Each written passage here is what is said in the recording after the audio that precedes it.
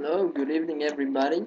We have a new challenge today playing against a 2132 player under the nickname of NQ Cleanmaster. And we have another French defense. Or not. He played c6. So the move c6 is very strange. Not playing the move d5. So usually my approach when seeing strange moves like c6 is just not thinking too much and just playing natural moves. So now I play d5. So essentially he's inviting me back to go into some sort of a Caro F of a French defense with the move e5. And then the move c6 is just useless because he will not be able to attack my center. Or he would be able, but only with the loss of a tempo. Yeah, so I can just play e5, but I can also keep the tension in the center with a move like knight c3 or knight d2 even. So a lot of tempting options. So what should I choose? To play a more open type game or more closed type game? Let's keep it open. Let's play knight e2. Now I'm protecting my pawn. So he played g6.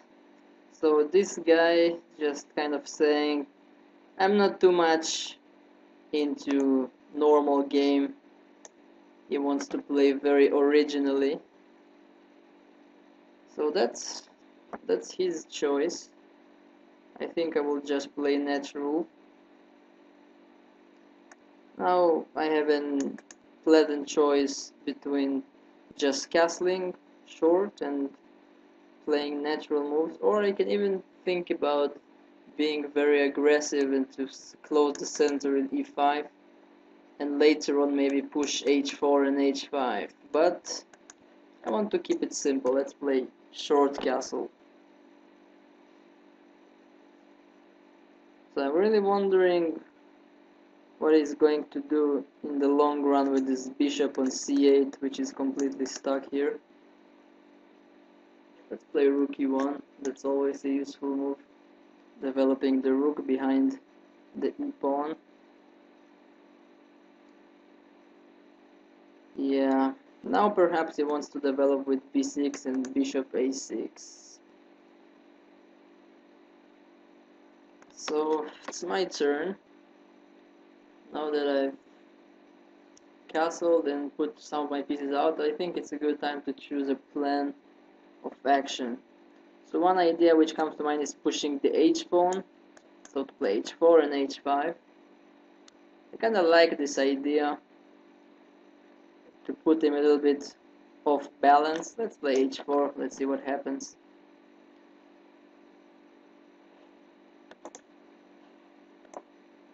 Knight takes e4.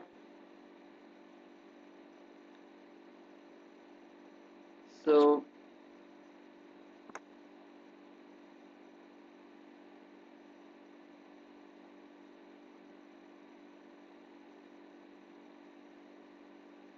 h5. So now we just block the advance of my pawn on the h-file, but on the other hand, he's giving me this square on g5 for my pieces for free. I can put my knight there or my bishop. Let's put the bishop, looks quite tempting. Now in some variations I can jump with my knight on f6.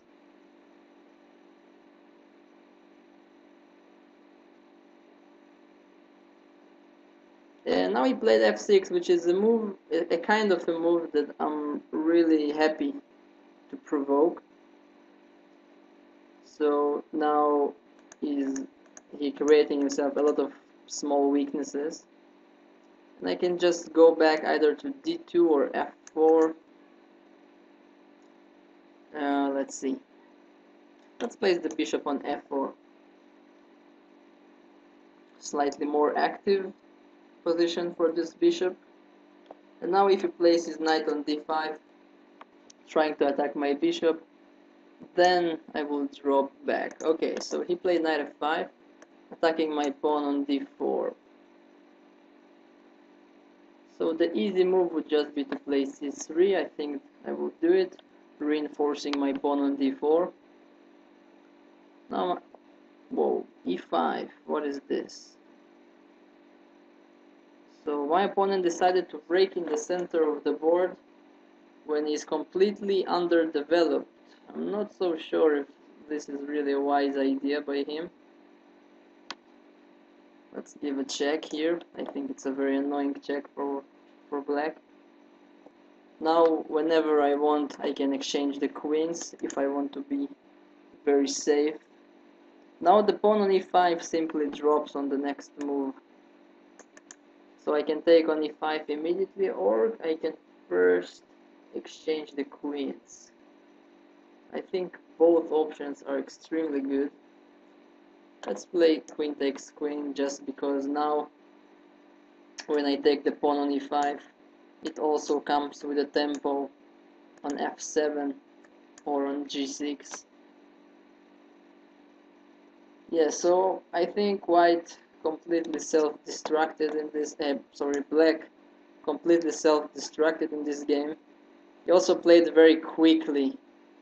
Yeah, and he already resigned. It's quite funny. So yeah, this game was very, very bad by my opponent, I must say. So I really wonder if something interesting happened in this game. Probably not. I think once he played this move h5, his position immediately became very bad. And yeah, already this position is extremely good for white. And yeah, after this probably, and the move e5 is simply suicidal in this position. He immediately dropped into being +5 for white. So yeah, so this game was quite easy. I hope you enjoyed, nevertheless. See you next time. Bye bye.